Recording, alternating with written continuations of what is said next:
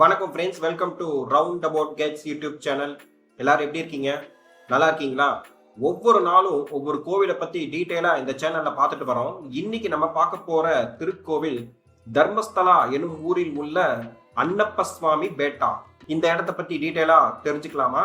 இந்த அன்னப்ப சுவாமி பேட்டா என்பது தர்மஸ்தலா, அதாவது கர்நாடகாவின் தெற்கு கன்னடம் மாவட்டத்தின் பெல்தங்கடி தாலுகாவில் நேத்ராவதி ஆற்றங்கரையில் தர்மஸ்தலா கோவில் அருகே அமைந்துள்ள இடம்தான் இந்த அன்னப்ப சுவாமி பேட்டா. அன்னப்பா என்பவரே இங்குள்ள சிவலிங்கத்தை தர்மஸ்தலாவிற்கு கொண்டு வந்ததாக தர்மஸ்தலத்தில் கூறப்பட்டுள்ளது. அவர் ஹெக்டே குடும்பத்திற்காக பணிபுரிந்தார் என புராணம் கூறுகிறது.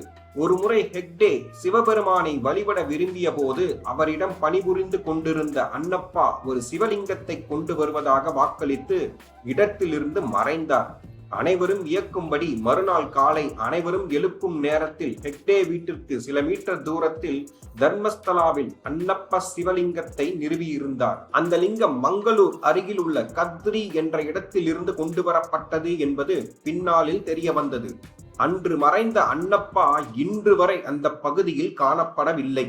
தர்மஸ்தலாவில் உள்ள மக்கள் தற்போது அன்னப்பாவை அன்னப்பா பஞ்சுள்ளி என்ற பெயரில் உள்ளூர் கடவுள் மற்றும் நாயகனாக வழங்குகிறார்கள்.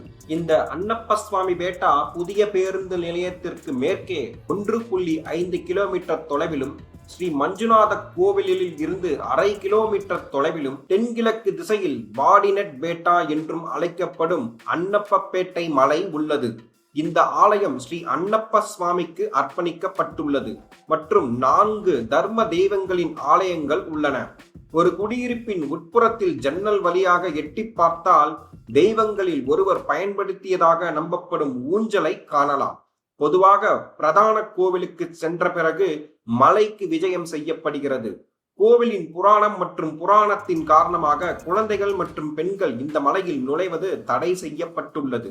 மீண்டும் ஒரு நல்ல பதிவில் உங்களை சந்திக்கிறேன்.